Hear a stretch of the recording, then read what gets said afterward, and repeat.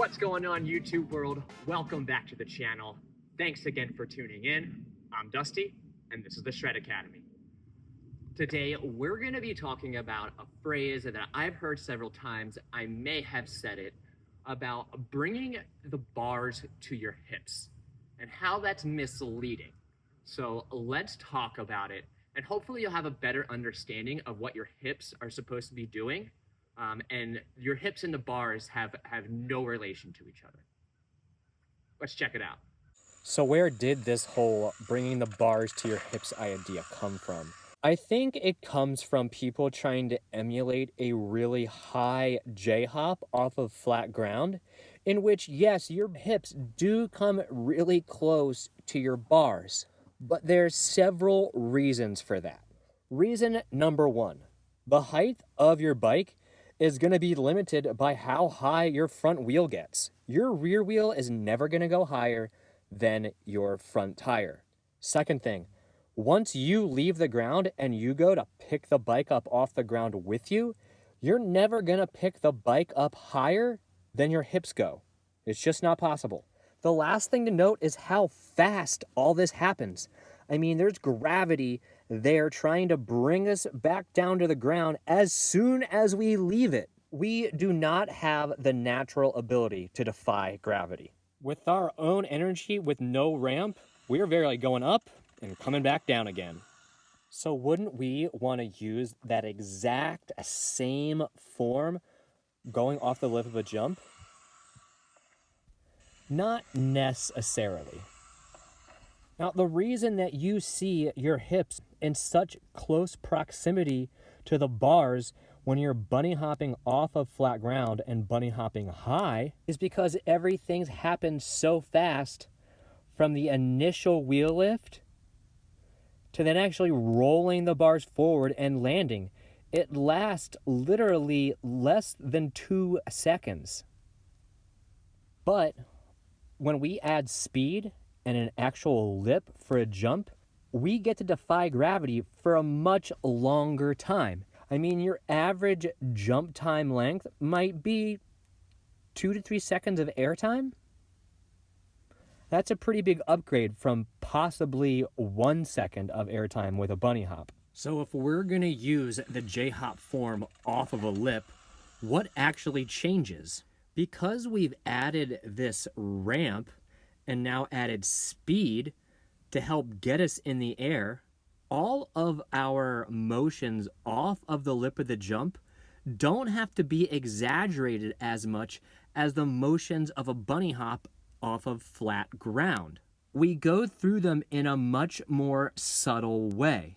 Just like in a bunny hop, I scoot my body weight into the rear third of the bike to help with the initial wheel lift that the ramp is going to give my front wheel. I literally just had to put myself back in this position. Hanging out. I'm literally just kind of hanging out, putting my body, making it do these simple motions. Not a whole lot of energy.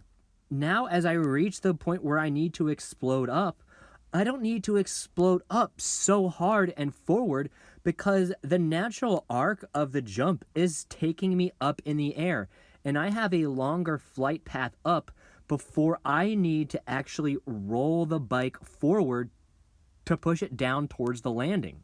So as you're leaving the lip of the jump, you're not bringing the bars to your hips, but you're actually bringing your hips back to center in the cockpit as you ascend into air.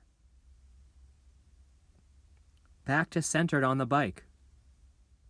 So yes, we want to use the J-hop form going off of the lip, but they're never as accentuated as you are going just straight off of flat ground because you have the ramp helping you and speed helping you go up the ramp. Now, what could happen if you are bar humping in the middle of the air? If you're going off the lip of the jump and forcefully pulling the bars to your hips, take a look at the flight path of this rear tire. Off the ground, forward, and then it goes up. And as well as I then roll the bike forward, I'm not able to pick it up anymore because I've given away my leverage point as I was pulling the bars to my hips all the way back here. This is when I should have gotten just back in the attack position, which would have enabled me to pick up and roll and probably gain a little more height with this one. As well, flinging my body up and forward, watch what happens upon landing. Notice how I have to get my body weight into the kind of the back seat here to absorb that extra energy that I created right here. Newton's law of motion. Every action has an equal reaction. The only real reason that you should be here is if you're trying to grab that front tire and do a fat front tire grab. Even if you're trying to boost off of a mellow jump, there's only so much boosting you can do, right? I mean, if you get this front wheel to be almost vertical as it's leaving, you are going to have to fling yourself forward really hard so you don't loop out. And at that point, you may end up just riding this rear of the bike all the way across and landing rear tire heavy and still looping out upon landing. There's only so much height you can add off of front wheel lift. Most of a jump's height is going to be determined by its radius, how tall the lip is, and then finally, the amount of speed you take into that lip. Sure, you can add little extra body motions to help get extra air, but again, as you add speed and longer lips, your motions are exaggerated due to the speed and the energy that's happening off of the lip. So any big motions could result in disastrous actions on the other side.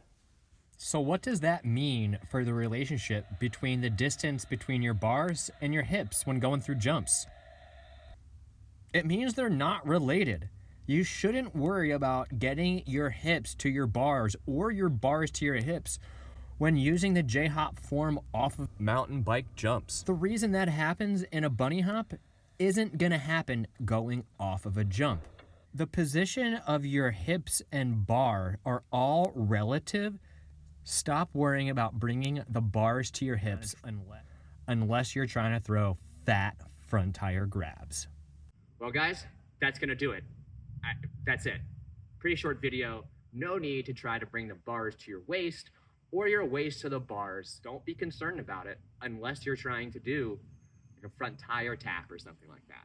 If you enjoyed the content, please make sure to leave a comment. Don't forget to like, share with your friends, and make sure you're all subscribing. Now, if you want to help the channel thrive and strive, please become a Patreon. Our lowest level is $5. That works out to 37 cents a day. It sounds like nothing, how could that help? But it does add up. And it helps me pay my bills so that I can focus on making this content. It takes a lot of time, I promise you. Second thing is, if this video really helped you and you want to leave a tip, make sure that you use my PayPal links and send it as friends and family. Finally, if you'd like to buy some merch, we've got some merch left. Christmas is right around the corner. Now, if I don't see you until the next episode, make sure to ride hard, ride safe. Be kind to everybody, guys, on and off the trail. It'll go a long way in making life in this crazy world just a little bit better. Now, if you do see me on the trails, especially here at Canoga, because I'm here all the time, make sure to come say hello. If you want to ride with me, hit me up in the comments. We can work it out. Until then, guys, rubber side down.